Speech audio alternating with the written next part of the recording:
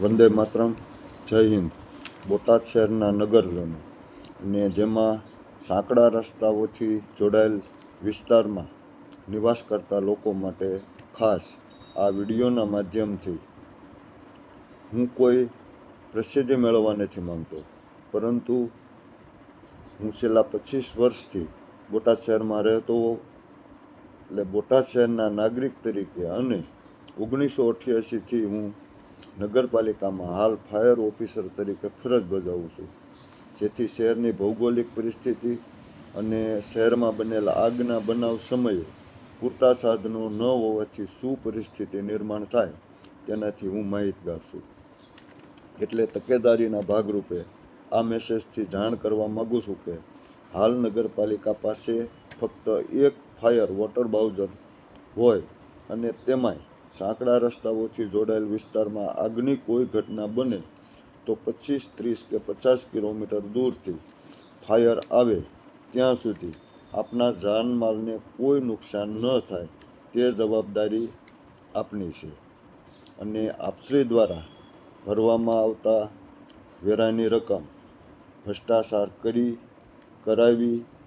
સગે વગે કરવાની જવાબદારી હાલ સત્તારૂઢ ચીફ ઓફિસર પાર્થ વન ગોસ્વામીની છે. 1 વર્ષ પહેલાં સરકારશ્રી દ્વારા શહેરના લોકોને સિટી બસ સેવાની સુવિધા આપવા માટે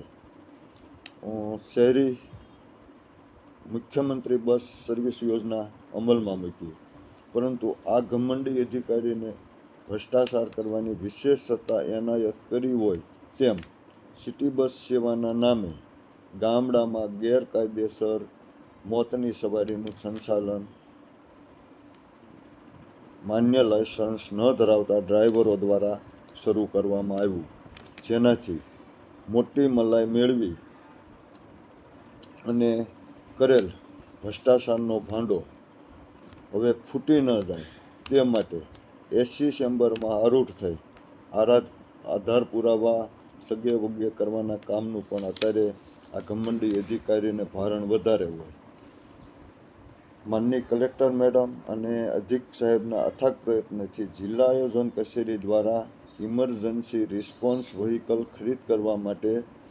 તારીખ 1/8/24ના રોજ ગ્રાન્ટ ફાળવણીનો હુકમ થતાં પાલિકાની ચૂંટણી જાહેર થઈ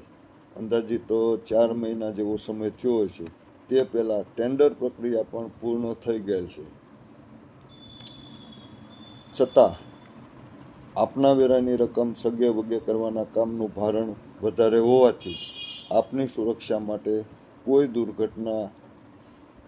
ઘટે તો તકેદારી રાખવા આ મેસેજથી જાણ કરવામાં આવે છે. ને 15મા નાણાં પંચની ગ્રાન્ટ તળે ખરીદવામાં વાહન જે આવ્યું છે તે પણ છેલ્લા 1.5 માસથી મુંબઈ ખાતે ધૂળ